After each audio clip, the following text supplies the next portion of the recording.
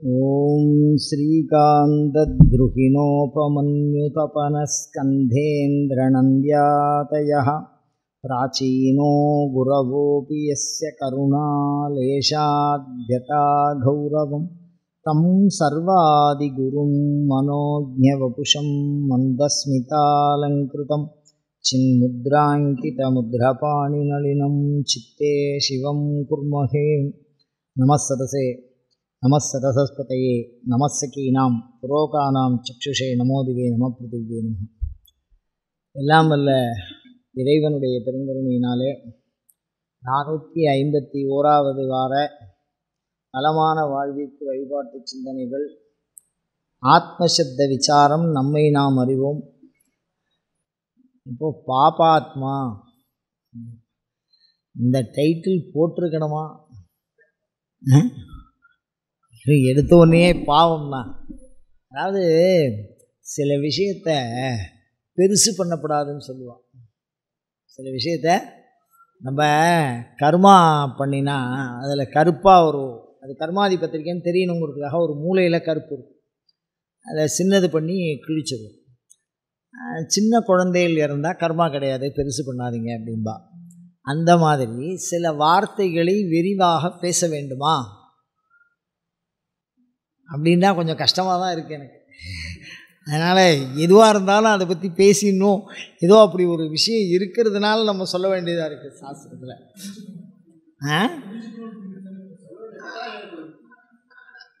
ஆமாம், சொல்ல வேண்டிய கட்டாயம்தான் சொல்லணும். அதை ஏன்னா இதை பேசினால்தான் அதை பேச முடியும். ஏன்னா ஒளியை பற்றி உலகம் முழுதும் பேசுகிறது. ஆனால் இருட்டை பற்றி பேசினா ஒளி தெளிவாக புரியும். அதுதான் விஷயம். அதனால் இப்போ இந்த பாபாத்மான்னு சொல்கிறோம். சிவாய நம்ம அந்த விஷயத்துக்கெல்லாம் போக வேண்டாம். நான் ரொம்ப பயப்படுவேன். அந்த விஷயத்துக்கெல்லாம் வேண்டாம். நம்ம சொல்கிறது நம்ம பாவத்தை பற்றி பார்ப்போம்.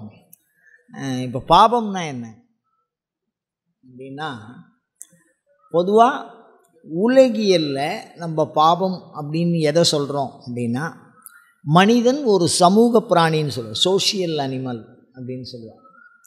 சமூகம் எப்படி, ஒரு சமூகம் எப்படி இருக்கிறதோ அந்த சமூகம் ஒன்றை பாவம் என்று கருதினால் அவனும் அதை செய்வான், தவிர்ப்பான். அந்த சமூகம் ஒன்றை புண்ணியம் என்று கருதினால் அவனும் அதை புண்ணியமாக ஏற்பான். அப்போ நாடுதோறும் பல சமூகங்கள் வாழுகிறது. அவன் எந்த சமூகத்துக்கு நடுப்புற ஒரு வாழ்க்கையை வாழறானோ அது சம்பந்தமான விஷயங்களை தான் முதல்ல பாவம் அப்படின்னு. அதை என்ன சொல்லணும்னா, அரசு சட்டம் இயற்றி இருந்து ராஜாக்கள் சட்டம் சொல்லி அந்த நாட்டில் யார் ஆள்றாளோ அந்த ராஜா எதை சார்ந்து பாவ புண்ணிய விதியை நிர்ணயம் பண்ணுறானோ அது அந்த நாட்டுக்கு சட்டமாக இருக்கும்போது அது இது பாவம் இது புண்ணியம் அப்படின்னு சொன்னால் அதை தான் மக்கள் என்னன்னு சொல்கிறா, பாவம் புண்ணியம் அப்படின்னு. ஒரு நாட்டில் சாதாரணமாக நடக்க வேண்டிய விஷயம் இன்னொரு நாட்டில் என்னது குற்றமாக நடக்குது. ஒரு விஷயத்தில் குற்றம்னு சொல்லப்பட வேண்டியது இன்னொரு நாட்டில் குற்றமாகவே இல்லை. அது அந்த மாதிரிலாம் நம்ம சட்டங்களை எடுத்து பார்த்தோம்னா இது ஒரு குற்றமே இல்லை அப்படிங்கிற மாதிரிலாம் இருக்குது. அந்த மாதிரி நம்ம பார்க்குறோம் லோகத்தில். நம்ம ரொம்ப விமர்சனம் பண்ண வேண்டாம், அதுக்காக சொல்கிறேன். அப்படி இருக்கும்போது அப்போ முதல்ல சட்டம், அரசு சட்டம், அரசன் சட்டம், அந்த சட்டம் தான் பாவம் புண்ணியம் அவ்வளோ. ஏன்னா அவன் எதனால் பாதிக்கப்படுறானோ அதுதான் சட்டம். அவன் எந்த பகுதியில் இருக்கானோ அவன் அதனால் பாதிப்பானா அந்த சமூகம் தான். அதை நம்மால் சாதாரணமாக சொன்னால் நாடே நிர்வாணமாக போகும்போது தான் என்ன பண்ணிக்கக்கூடாது, கௌபீனம் கட்டிக்கக்கூடாது. நான் மானமுடைய மனிதன், கௌபீனம் என்ன கட்டக்கூடாது. நாடு எப்படி போதோ உலகத்தோடு ஒக்கலாதான் பல கற்றும் கல்லாதவனேன்னு சொன்னான். அவன் என்ன வேணால் படிச்சிருக்கட்டும், இந்த சமூகம் ஒன்றை அப்படின்னு சொல்லியிருந்தா என்னவாயிடும், அப்போ அந்த சமூகத்திற்கு எது புண்ணியம் எது பாவமோ அதுதான் நமக்கு முக்கியம். அப்படி தானே? அதுதான் பாவ புண்ணியத்தை நிர்ணயம் பண்ணுது. இது ஒரு விஷயம். அதுக்கு அடுத்தது கால தர்மம்னு ஒன்று இருக்குது. என்னது கால தர்மம்? அது பாவத்தை நிர்ணயம் பண்ணுறது. என்ன அப்படின்னா, ஒரு காலத்தில் சில விஷயம் பாவம்னு இருக்கும், ஒரு காலத்தில் என்ன ஆகும், கலியுகத்தில் ஒரு தர்மம், திரேதாயுகத்தில் ஒரு தர்மம், கிருதயுகத்தில் ஒரு தர்மம், துவாபர யுகத்தில் ஒரு தர்மம். அது அந்த அந்த உலகத்தில் தர்மம், அந்த காலத்தில். அது இந்த காலத்துக்கு ஒத்து வருமா அப்படின்னு கேட்டால் சொல்ல முடியாது நம்மளால். அது காலமும் பாவ புண்ணியத்தை என்ன பண்ணுது, நிர்ணயம் பண்ணுது. அப்படி தானே? காலம் தவிர்த்து நம்ம சிந்திக்க வேண்டியதாக இருக்குது. இப்போ ஒரு சின்ன விஷயம் பாருங்கள். நம்ம இங்கேருந்து ஒரு காலத்தில் தர்மமாக ஒரு சின்ன குழந்தைன்னு வச்சுங்களேன், ஒரு சின்ன குழந்தை இன்னொரு குழந்தைய அடிச்சுடுத்து, ஏதோ ஒன்று பண்ணிடுது. அதனால் அந்த குழந்தை, ஒரு பெரிய குழந்தை பாதிப்புக்கு உள்ளாருது. அந்த பாதிப்பை பாவம்னு நீங்கள் சொல்லுவீங்களா?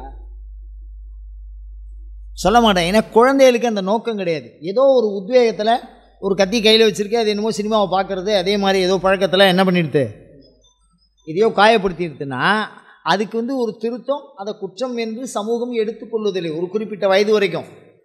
அது சட்டத்திலே இதுக்கு இடம் இருக்குது. அப்படி தானே? ஒரு சிறு குழந்தைகள் தான். அப்போ பாவம்ங்கிறது மனிதனுடைய ஆயுளை பொறுத்து நடக்கிறது. ஒரு 8 வயசு பையன் யாரையோ குத்திட்டான், இல்லை எதையோ ஒன்று எடுத்திருக்கான் அப்படின்னா அது வறுமையும் பசியும் நோக்கமாக இருக்குமே தவிர ஒரு குற்றத்தை மிகப்பெரிய பிளான் பண்ணி இதை இப்படி பண்ணணும் அப்படி பண்ணணுங்கிற நோக்கம்லாம் இருக்க வாய்ப்பு கிடையாது. அதனுடைய நோக்கங்களை பார்க்க வேண்டும்ங்கிறதெல்லாம் மனுஸ்மிருதி ரொம்ப அழகாக சொல்லியிருக்கு. ஒரு குற்றத்துக்கு எப்படி தண்டனை கொடுக்கணுங்கிறதெல்லாம் நம்ம சாஸ்திரம் ரொம்ப தெளிவாக சொல்கிறது. அதில் அப்போ பாவங்கிறது காலம் சார்ந்து, மனிதனுடைய வயது காலம் சார்ந்து, திரேதாயுகம் துவாபரயுகம் யுகம் சார்ந்தும் அது என்ன அமையிறது, அந்த பாவ புண்ணியம். ஒரு காலத்தில் புண்ணியமாக நடந்தது, ஒரு காலத்தில் பாவமாக போகும். அது மாதிரிலாம் நடந்திருக்கு நிறையா. அந்த உதாரணத்துக்குள்ளேலாம் நான் போகலை. ஏன்னா நம்மளுடைய மனம் ஒரு வெள்ளை வேட்டியில் ஒரு கருப்பு புள்ளியை வச்சா கருப்பு புள்ளியை பற்றி தான் சிந்திப்பானே தவிர அந்த வெள்ளை வேட்டியை பற்றி என்ன பண்ண மாட்டான், சிந்திக்க மாட்டான். பாவத்தை அதிகமாக விசாரம் பண்ணினால் புத்தி எங்கே போகும்? அதனால் அது பற்றி ஒரு வெளிப்படையாக சொல்ல முடியாத சில விஷயங்கள்லாம் இருக்குது. அதெல்லாம் பாவம்னு சொல்லியிருக்கா, அவ்வளோதான் விஷயம். அதுக்கு அடுத்த ஸ்டெப்பில் பாருங்கள், கால தர்மம், அடுத்தது தேச தர்மம்னு இருக்குது. என்னது தேச தர்மம்? சுக்ராச்சாரியார் ஒரு இடத்துல தர்மத்தை சொல்லும்போது, எந்த ஒருத்தன் குற்றம் பண்ணிட்டான் அவனை தண்டிக்கிறதுக்கு முன்னாடி அவர் என்ன இனம்னு கேட்குறார். அந்த காலத்தில் அப்படி ஒரு முறை. இது ஒரு வரலாற்று பதிவாக நான் செய்கிறேன், வேறு எந்த நோக்கத்திலும் இது செய்யவில்லை. உங்கள் பாதார விந்தங்களை வேண்டி விரும்பி மீண்டும் மீண்டும் கேட்டுக்கொள்கிறேன். எந்த இனத்தில் அவர் தப்பு பண்ணியிருக்காருன்னு தெரியணும்.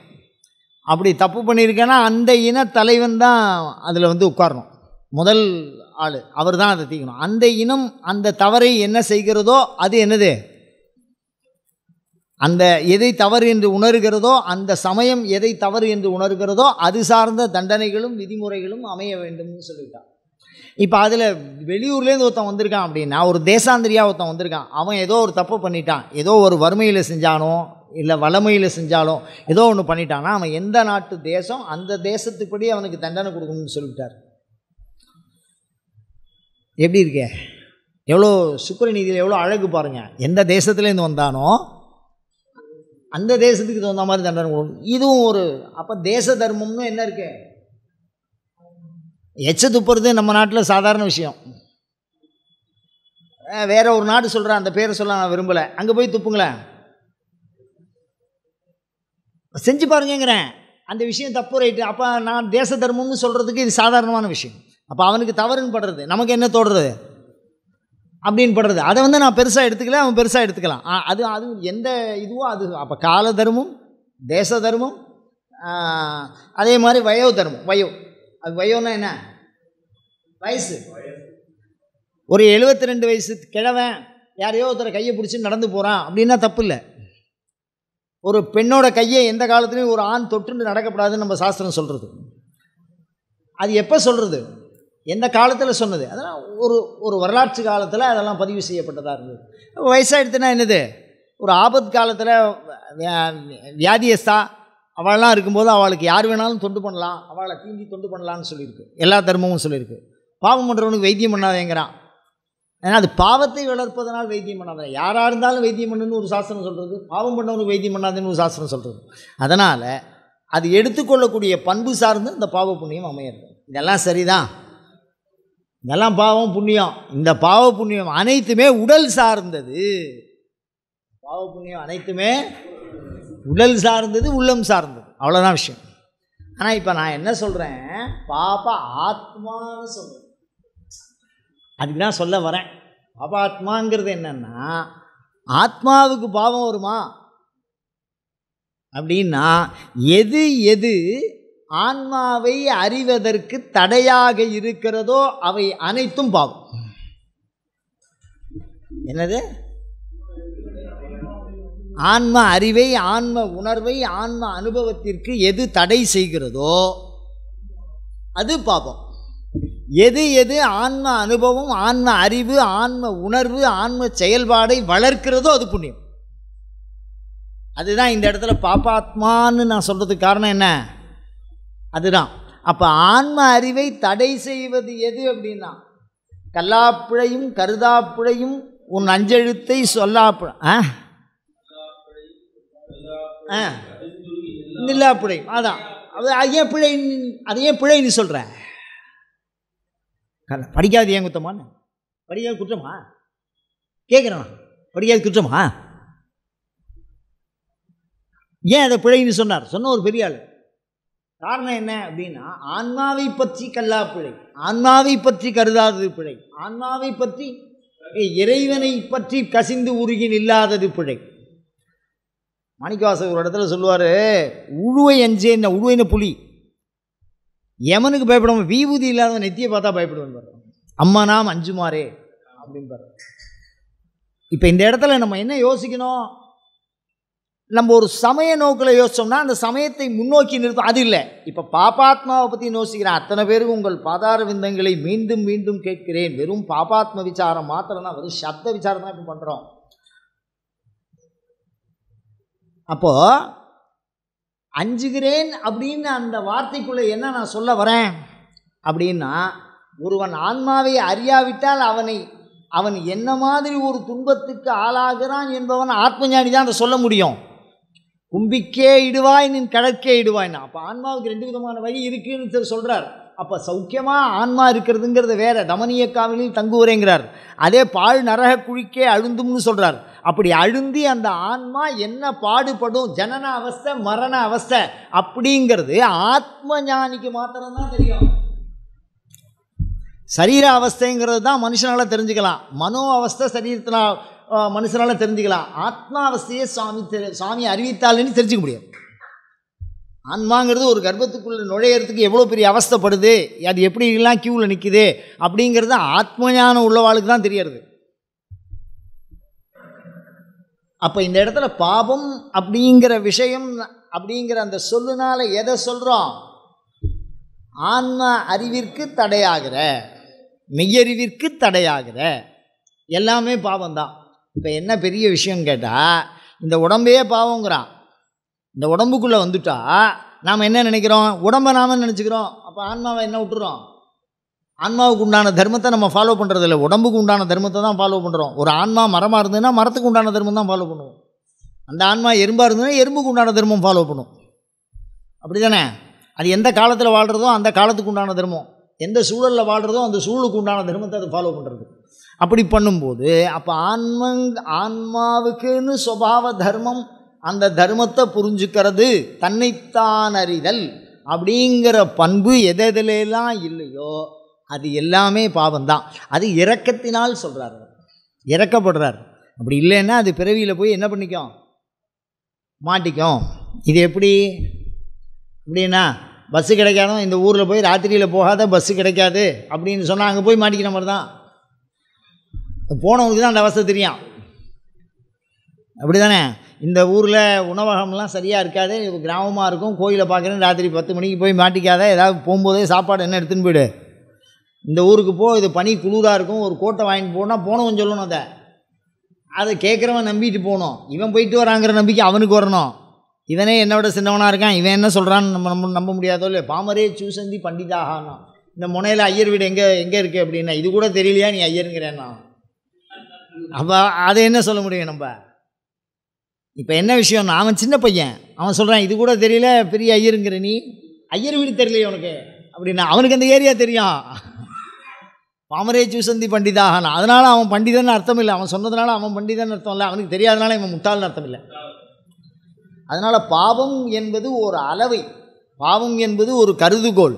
அப்படிங்கும்போது ஆத்மாவை எதெல்லாம் மறைக்கிறதோ, ஆத்மா நித்திய வஸ்து, அவ்வளோதான் விஷயம். சரீரம் அனித்திய வஸ்து, மனம் அல்ப வஸ்து. என்னது அல்ப வஸ்துனா? சின்னது. அதை நல்லா புரிஞ்சுக்கோ. இந்த சந்திரனுக்கு பின்னாடி ஒருத்தர் வீடு கட்டியிருக்கான்னு சொன்னாலே உங்களுக்குலாம் தெரியுமா? என்னமோ உத்து பார்க்குறீங்கன்னா அதை பற்றி யாராவது சிந்திச்சிக்கா?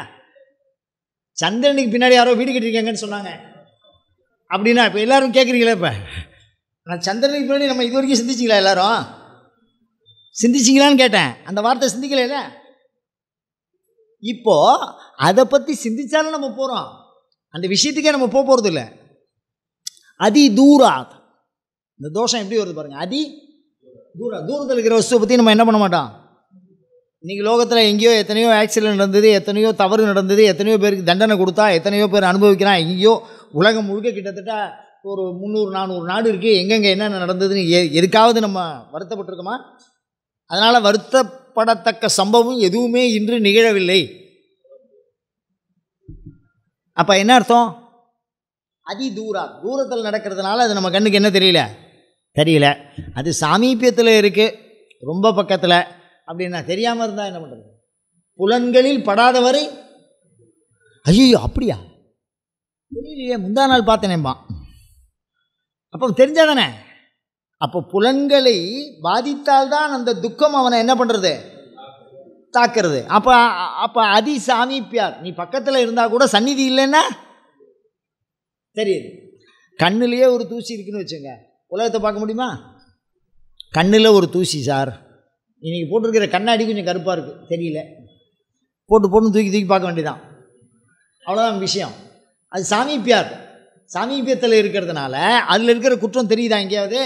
சாமீபியத்தில் இருந்தாலும் அதை பற்றி கண்டுக்க மாட்டோம், தூரத்தில் இருந்தாலும் அதை பற்றி கண்டுக்க மாட்டோம், சந்நிதி விசேஷத்தில் இருந்தாலும் அதை பற்றி நம்ம என்ன பண்ண மாட்டோம், கண்டுக்க மாட்டோம். அப்போ பாபம் புண்ணியம் அப்படிங்கிறது எப்போ நம்மளை தாக்குறதோ அதோட பாதிப்பு நமக்கு இருக்கணும், நம்மளோட பாதிப்பு அதுக்கு இருக்கணும். வடபழனி இப்போ ஆற்காடு ரோட்டில் பயணிச்சுட்டு இருக்கிறவன், அது பேர் என்ன, நெல்லூர் ரோட்டில் டிராஃபிக்காக இருக்கிறத பற்றி அவனுக்கு என்ன கவலை வேண்டாம். நெல்லூர் ரோடு எப்படி இருந்தா என்ன, வடபழனி அவன் போகிற வண்டிக்கு முன்னாடி தடை இல்லாமல் இருக்கணும், அங்கே பள்ளம் இல்லாமல் இருக்கணும், அங்கே யூட்டர்ன் அடிக்காமல் போகணும், அதான முக்கியம். அப்போ அவனை தாக்குறது எதுவோ அது வரைக்கும் தான் நம்ம யோசனை பண்ணுறோம். அப்போ எந்த ஒரு பண்பு, ஒரு வினையின் விளைவு, அந்த விளைவு ஆன்மாவை தாக்குகிற பண்பு, அதனால் ஆன்மா பாதிக்கப்படுகிற பண்பு மாத்திரம்தான் பாவம். புரியுதா இல்லையா?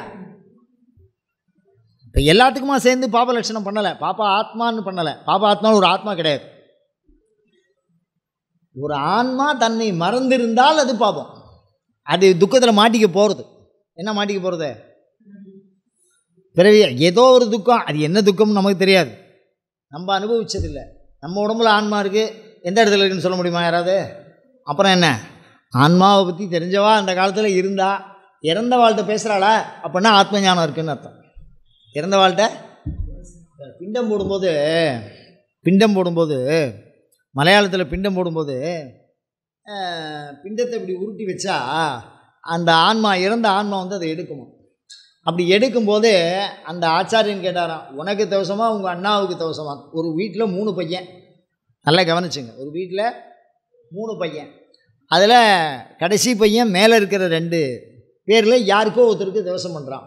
அதில் இவனுக்கு முன்னாடி சித்தவன் 3 தலைமுறை கூப்பிடுவோம். அந்த 3 பிண்டம் வைக்கும்போது ஒருத்தன் வந்து வாங்குகிறான்.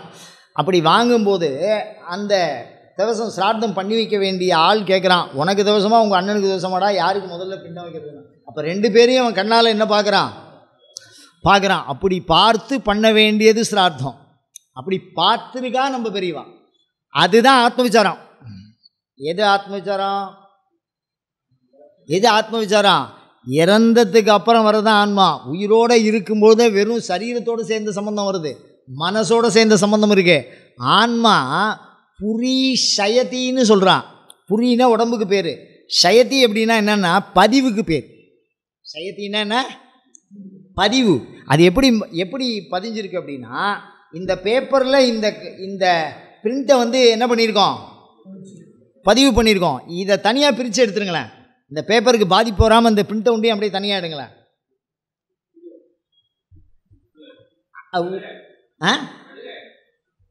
அதான் வெள்ளையே ஆறுது இருக்கட்டும், அதை அந்த எழுத்து அப்படியே துண்டு துண்டாக எடுக்க முடியுமா? அந்த பேப்பரில் இருக்கிறத எழுத்து அப்படியே துண்டு துண்டாக அப்படியே கெடாமல் மாறுபடாமல் எடுக்க முடியும். லேயராக எடுப்பீங்க, அது வேறு விஷயம். அதுக்கு சயின்ஸ் வந்துருச்சு. உள்ளே உட்காந்து அப்படியே எழுத்து வெறும் பேப்பர் வருது, அதில் எதையோ பிடிச்சி அழிக்கிறான், அழிச்சு எழுத்து காணா போய்டுறது, திருப்பி வர்றதை கொடுக்குறான். இப்போ நான் என்ன சொல்கிறேன்னா, இந்த உடம்புங்கிற பேப்பரில் இந்த உயிருங்கிற எழுத்து ஒட்டப்பட்டிருக்கு. இந்த எழுத்தை இந்த பேப்பர்லேருந்து பிரித்து இந்த பேப்பருக்கு பாதிப்பு வராமல் இந்த எழுத்தை எடுத்துட முடியுமா? அப்படி எடுத்துட முடியும்னா நம்ம எல்லாரும் ஆன்மாவை விடுதலை பண்ணிடலாம். அந்த மாதிரி இது வசமாக இதில் என்ன ஒட்டின்னு இருக்க, பதிஞ்சிருக்கு. அதனால தான் நம்ம ஆள் சாமிக்கு பேர் கொடுத்துருக்கான் பாருங்க, படிமம். என்னது படிமம்? கோயிலில் இருக்கக்கூடிய விக்கிரகத்துக்கு என்ன பேர்?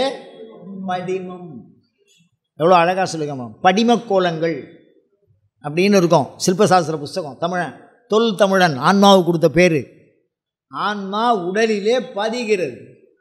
அது ஏதோ ஒரு காரணத்தில் இந்த மைய வரைக்கும் அழிஞ்சு போகிற மாதிரி, கம்ப்யூட்டரில் அடிச்சுட்டு திருப்பி டெலீட் கொடுக்குற மாதிரி அப்படியே அழகாக இதை விட்டு வெளில போய்டு. அது எப்படி போகிறது அப்படிங்கிறதுக்கு ஒரு உதாரணம் யோசிச்சுருக்கேன், அவ்வளோதான். அதுக்கு மேலே ஒன்றும் சொல்ல முடியாது. என்னன்னா, ஒரு மின்சார கம்பிக்குள்ளே மின்சாரம் போகிற மாதிரி இருக்குது. மின்சார கம்பிக்குள்ளே மின்சாரம் போகும்போது தொட்டோம்னா ஃபுல்லாக அடிக்குது. அது எங்கே போகிறது எங்கே நிற்கிறதுன்னு தெரியல. இந்த கடைசியிலே இந்த கடைசி வரைக்கும் போகிறது. கரண்ட்டு நின்று போச்சுன்னா அது வெளியில் போய்டுது. ஆனால் அந்த கம்பி அங்கேயே தான் இருக்குது. கரண்ட்டு அந்த இடத்துக்கு வருது போகிறது. அப்படி வெளியில் போகும்போது சேப்பாக போகுமா கருப்பாக போகுமா தெரியாது. உள்ளே வரும்போது நம்ம வேணால் டெஸ்ட் பண்ணி இந்த ஃபேன் சுற்றுறதை வச்சு இருக்குங்கிறத சொல்கிறோம். அப்போ அந்த கம்பிக்கு எந்த விதமான மாறுதலும் இல்லாமல் அது உள்ளே வந்துடுது. ஆனால் இந்த ஃபேனை மாறுதலுக்கு உள்ளாக்குது. என்ன உள்ளாக்குது? சும்மா இருக்கிறது சோழ வைக்குது, அதுலேருந்து காற்றை உண்டு பண்ணுது. அப்போ இந்த இயக்கத்தை, இந்த சரீரத்தை அது இயக்கிறது. சூக்ஷ்ம தேகத்துக்கு அந்த கம்பி மாதிரி வந்து போகிறதா இருக்குது. அந்த சூக்ஷ்ம தேகத்துக்கு உள்ள ஆன்மா இருக்குது, சத்தம் போடாமல் அது உள்ளே போயிடுது. அந்த நாடிக்குள்ளே உள்ளே புந்து போயிடுது. அது எப்படி போகிறது அப்படின்னா, வள்ளுவன் சொன்னா பாரு, உறங்குவது போலும் சாக்காடு, உறங்கி விழிப்பது போலும் பிறப்புன்னு சொன்னான். அப்படி உறங்கும்போது அவனுக்கு எந்த பிரச்சனையும் இல்லாமல் இருக்கே. உறக்கத்துக்கும் விழிப்புக்கும் இடையில மலம்தான் நம்மளை முழிக்க வைக்கிறது. மல ஜல அவஸ்தை உள்ளுக்குள்ளே அதிகமாகி அது நமக்கு விழிப்பை கொடுக்குதுன்னு சொல்கிறான் ஆயுர்வேதாவில். ஒரு மனுஷன் தூங்குறான், அவன் முழிச்சிக்கிறதுக்கு காரணம் வேணுமோ இல்லையோ? யார் அவனை எழுப்பலை, அலாரம் வைக்கலை, எப்போ எழுந்திருப்பான்? அவனா எழுந்துக்கணும்னா எப்போ? அந்த உபாதி உள்ளே தள்ளி விடுது. ஃபுல்லாக டேங்க் ரெடி ஆகிடுச்சு. அவன் அந்த இன்னத்தை என்ன பண்ணணும்? கிளம்புற சாப்பிட்டதை வெளியில் தள்ளணும். அப்போ அவனை எழுப்பணும். அப்போ உள்ளுக்குள்ளே அது நகர்த்துது. அப்படி தானே அந்த செயல்பாடு மல உபாதியிலேருந்து வெளியில் வருது.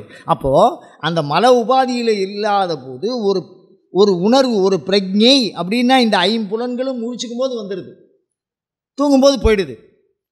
அப்படி தானே? அந்த ஒரு நொடியில் புரி அப்படின்னு ஒரு நாடி இருக்குது. அந்த நாடியில் போய் மனது உட்கார்ந்துருதுன்னா இந்த 5 புலன்களும் உட்காந்துரும். அந்த நாடியை விட்டு நகர்ந்து வந்து வெளியில் வந்துடுதுன்னா 5ம் என்ன ஆகிடும்? ஒர்க்காக ஆரம்பிச்சிடும். அந்த நாடியோட பேரெல்லாம் தனித்தனியாக சொல்லியிருக்கா. 72,000 நாடி நோட் பண்ணியிருக்கா. அதில் வந்து சுஷும்னா நாடியை பற்றி பூத சுத்தியில் பிரமாதமாக சைவ சித்தாந்தம் பேசுகிறது. அதெல்லாம் விட்டுருக்கோம். ஏன்னா ஒவ்வொன்றும் சொல்லுவோம், அதுக்கப்புறம் போயிட்டே தான் இருக்கும். எந்த சமயமும் இல்லாமல் பாபாத்மாவை பார்க்கணும்னா இப்போ நம்ம எப்படி பார்க்கறது அப்படின்னு சொன்னால், தன்னை அறிகின்ற தன்மை தன்னிடத்தில் இயல்பாக இல்லாத கஷ்டப்படுற ஆன்மா, துன்பத்தை அவஸ்தையாக இருந்தால் அது பாபாத்மா. எந்த ஒரு செயலானது மகிழ்ச்சிக்கு காரணமாக இருந்தால் ஆன்மாவுக்கு மகிழ்ச்சி, சரீரத்துக்கு மகிழ்ச்சி, மனசுக்கு மகிழ்ச்சி, உடலுக்கு மகிழ்ச்சி. வித்தியாசம் இருக்குது. அப்படி தானே? உடலுக்கு மகிழ்ச்சி என்ன? காலம்புற ஒரு அல்வா சாப்பிடுவோம். உடலுக்கு மகிழ்ச்சியில் மிகப்பெரிய தொந்தரவு எதுன்னா, பாவக்காயை அப்படியே கசக்கி அப்படியே வாயில் புழிஞ்சு குடிச்சிருக்கோ. குடிச்சு பாருங்கள். சந்தோஷம்னா என்னன்னு தெரியும் உங்களுக்கு? சந்தோஷம்னா என்ன, துக்கம்னா என்னன்னு தெரியும்.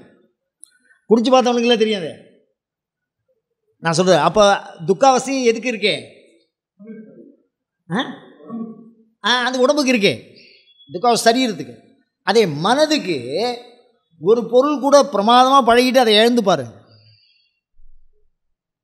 பழகிட்டு எழுந்துப்பாரு தெரியும். அப்போது அந்த இழப்பிலே தோன்றுவது, அடையும் போது எது மகிழ்ச்சியை தந்ததோ அது இழக்கும் போது வருத்தத்தை தரும். அடையும் போது மகிழ்ச்சியை தராத வஸ்து விலகும் போது மகிழ்ச்சியை தராது.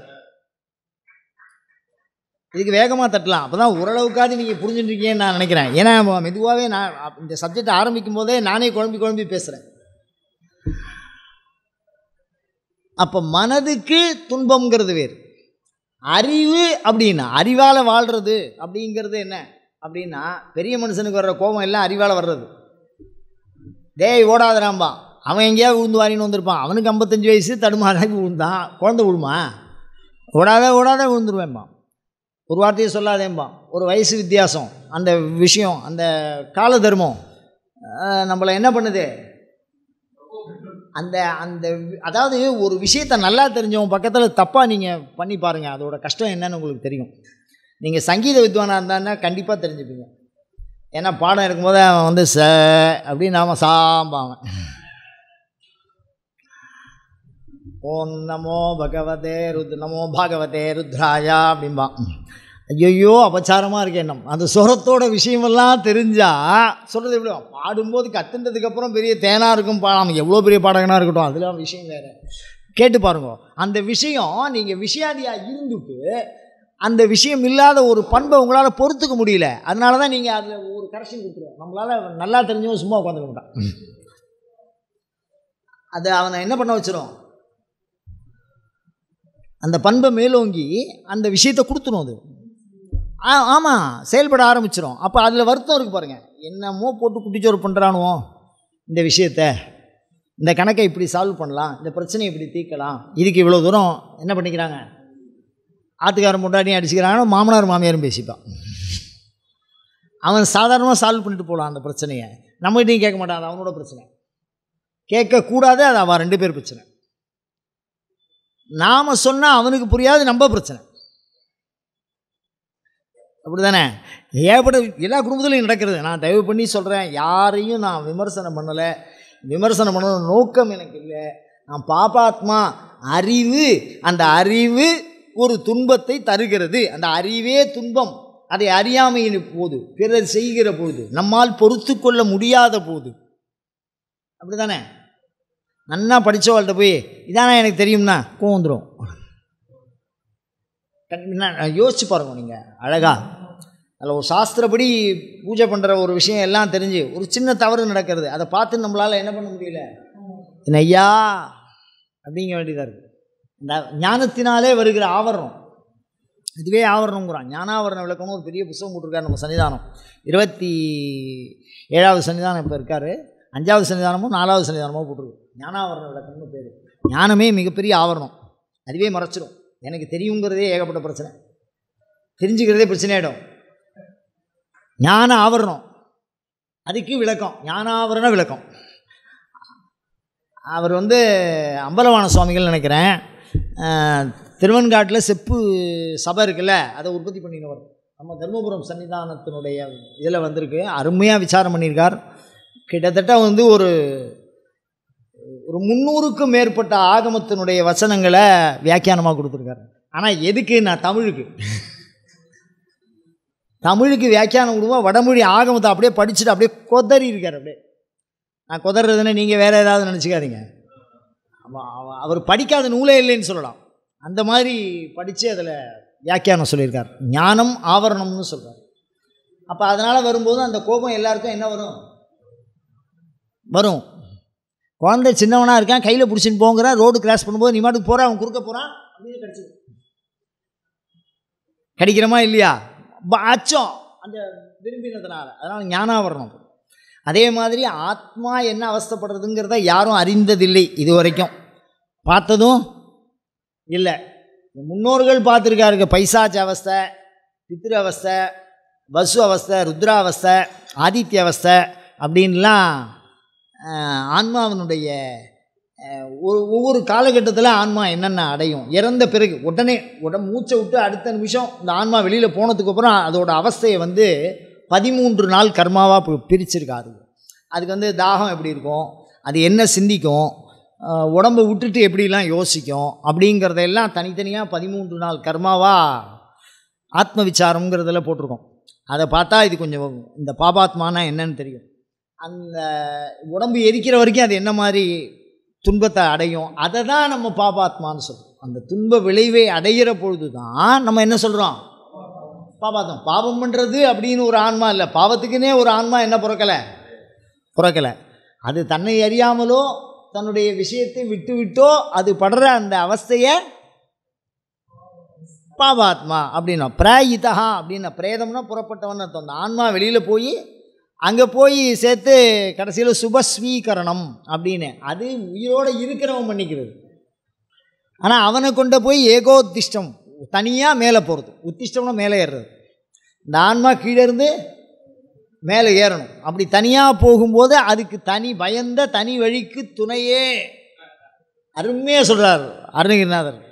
முருகா எனக்கு நாம பயந்த தனி வழின்னு அவர் சொல்கிறது வெறும் உடம்பை விட்டுற ஆன்மாவை சொல்கிறார் அவர். அந்த தனி வழிங்கிறது அதான்.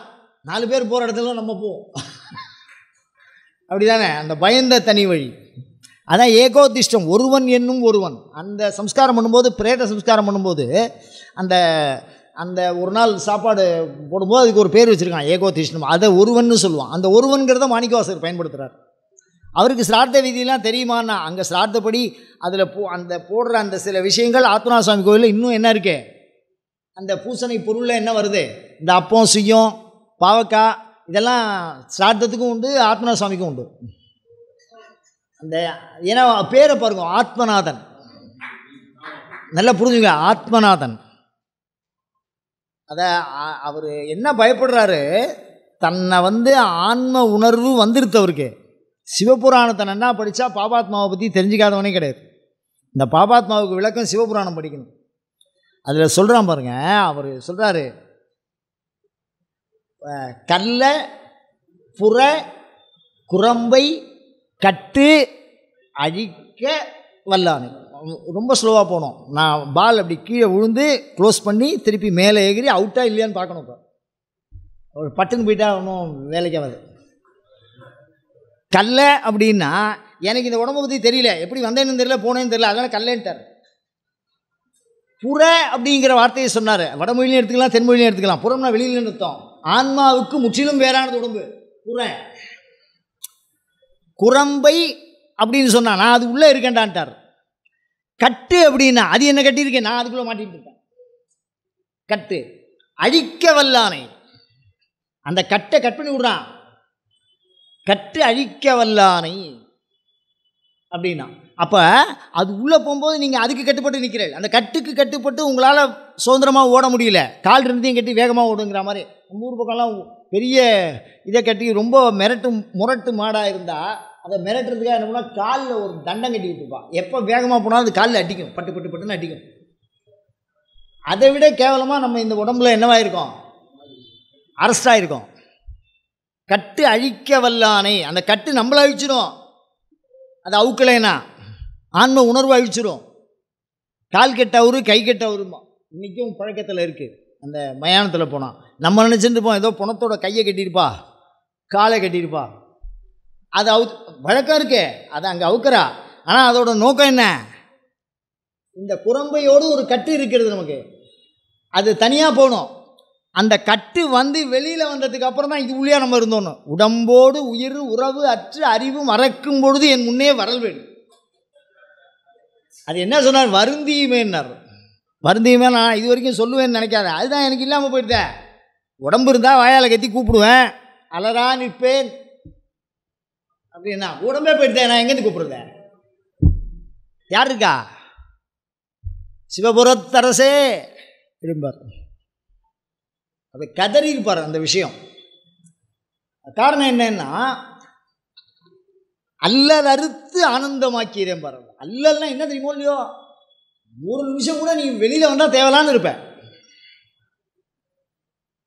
எப்படா வெளியில் வருவோம், இந்த பிரச்சனை எப்படா ஒழியும், எப்போ தான் நம்ம தீர்வோம் அப்படிங்கிற முடிவு இந்த உயிர் வெளியில் வந்தவனுக்கு தான் தெரியும் அதோட அவஸ்தை என்னென்னு. அல்லல் அறுத்து, அல்லல்ங்கிறது கொஞ்சம் நெஞ்ச பிரச்சனை இல்லை, அது எரியிற நெருப்பு மேலே நாம் நிற்கிற மாதிரி. அது காலம் எப்படிடா இருக்கும்னா, நெருப்பு மேலே எல்லாம் தெரியும்னா, தரை மேலே நின்னா அவனுக்கு காலம் தெரியாது, நெருப்பில் நின்னா எடுத்துக்குவான். ஏன்னா அந்த பாதிப்பு அந்த காலம் அரை நொடி கூட அவனால் வைக்க முடியாது. அந்த மாதிரி அல்ல அறுத்து ஆனந்தமாக்கியதே யாக்கைங்கிறது எவ்வளோ பெரிய விஷயம், அது உள்ள நம்ம எவ்வளோ பெரிய கட்டுக்குள்ளே மாட்டின்னு இருக்கோம்.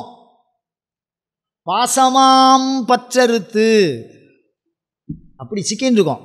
அந்த மாதிரி சிக்கின்னு இருக்கோன்னு தெரியாதவங்களாம் பார்ப்பாங்க. அதனால் நம்ம ஆன்மாவை நாம் தொடர்ந்து விசாரிப்போமாக. பாவான்மானா நீங்கள் உடனே பாவான்மான்னு முடிவுக்கு வந்துடாதே. ஆன்மாவை பற்றி அறியாததே மிகப்பெரிய பாவமாக இருக்கும். அதனால தான் கல்லாப்புடையும் கருதாப்புடையும்னு சொல்கிறார். அதனால் ஆத்ம ஞானத்தை நாம் அறிய வேண்டும் அப்படின்னு சொல்லிக்கிறேன். அயம் தர்மஹா உத்தரோத்தராபிவிருத்தி ரஸ்து. அடுத்து நம்மை நாம் அறிவோம். அடுத்த வாரம் கேவலாத்மா. நம்மலாம் கேவலம்னு நினச்சிட்டு இருக்கோம். கேவலாத்மாலாம் அடுத்த வாரம் சந்திப்போம். அயம் தர்மஹா உத்தரோத்தராபிவிருத்தி ரஸ்து.